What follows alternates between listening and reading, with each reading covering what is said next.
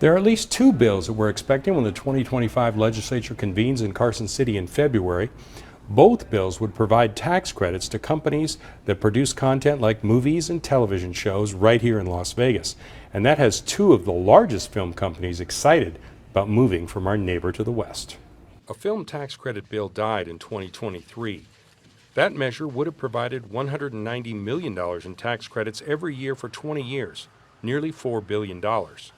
State Senator Roberta Lang of Clark County says the measure came too late in the session. But she's ready to introduce her bill again, this time capped at $95 million annually for just 17 years.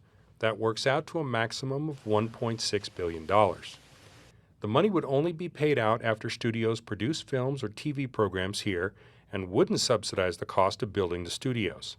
Sony Pictures CEO Tony Vinciquerra says his studio is ready to make the investment. The state will not have to put a nickel out until production actually happens.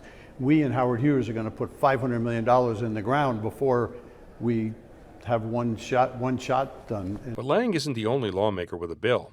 Assemblywoman Sandra Howdiggity is expected to introduce a film tax credit bill of her own, which has Sony rival Warner Brothers pledging to also spend big bucks in the Silver State, should the tax credits pass.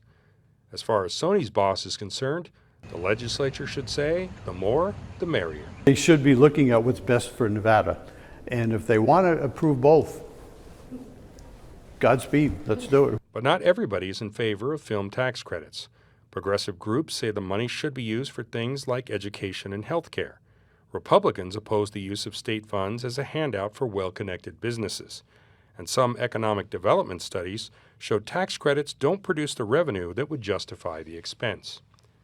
But Las Vegas's location and reputation make expansion an obvious choice. Well, the message is this is a no-brainer to establish an entertainment world here because people want to work here. The talent, the directors, the producers, they all want to come to Las Vegas. They all want to come here because it's the entertainment capital of the world. It's a great place to bring your family. Nothing, however, can happen right now. The state's current film tax credit is capped at just $10 million a year. That means Hollywood's eyes are going to be on Carson City starting February 3rd, 2025, when the reality show that is the Nevada legislature convenes. Reporting in Las Vegas, I'm Steve Sebelius.